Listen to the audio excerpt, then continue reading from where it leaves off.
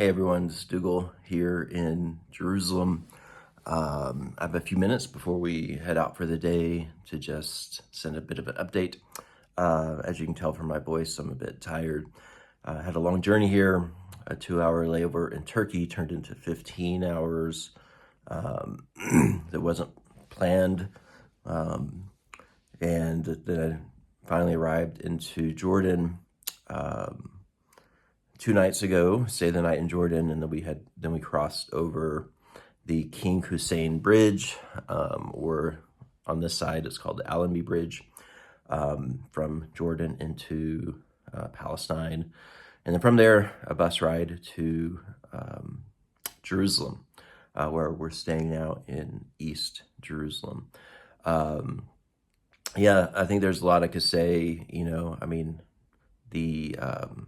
There's no airport in Palestine. Israel does not allow any airports, and so we can't just fly to Palestine. We have to either go through Israel or through Jordan. And luckily, on our way in from Jordan, driving through the West Bank, which is Palestinian territory, we had a yellow license plate, which means we can drive on roads that Palestinians from the West Bank are not allowed to drive on. So there are many roads for Jewish Israeli settlers that Palestinians in the West Bank are not allowed to drive on, even though they are literally right next to their towns and cities. But we had a yellow license plate, which meant we could drive pretty straight through here to Jerusalem and get here last night. After having lunch, the first thing we did, we went to the Armenian Quarter. Maybe you don't know, but there are many Armenians here in Jerusalem. Back in, Armenia was the first country to adopt Christianity. And so since the early days of Christianity, Armenians have been coming here as pilgrims, and many of them have stayed after the genocide of Armenians. Even more Armenians came. I need to sneeze. And so a couple of years ago, some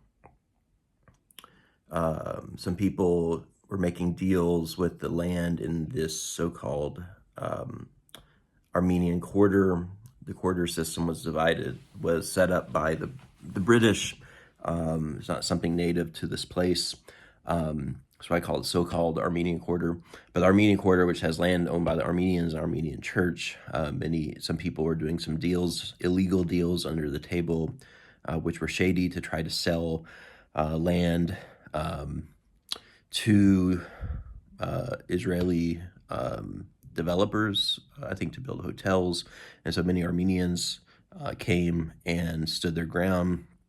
Many Armenians from all over the world came, set up barricades, resisted nonviolently against bulldozers and soldiers and those just crowds of those who were part of wanting to take over this land to make it all a land for Jews and Jews only.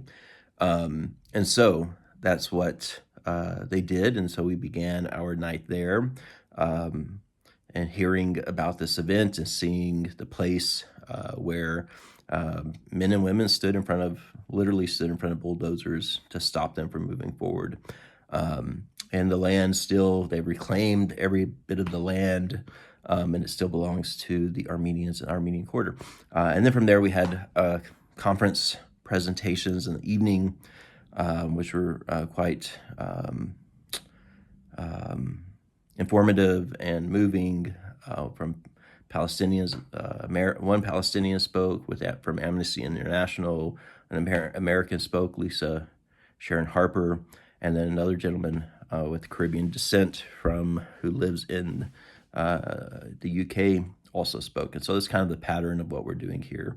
We're starting today. I have breakfast here in a few minutes. We'll head out 7:45. And go all day, and then we'll have some conference presentations in the evening that kind of connect to the things that we're doing.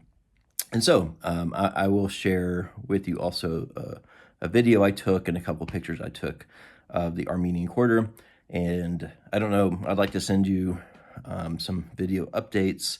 Hopefully not all me sitting in my hotel room, but we have a large group, probably 50, 60 of us on this trip, so it's a bit difficult to find appropriate ways in a crowd to video yourself talking. But I will take videos and pictures of things and share those with you as well.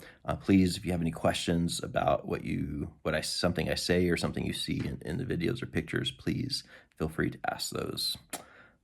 Yeah, I'll see you next week. Blessings. Peace.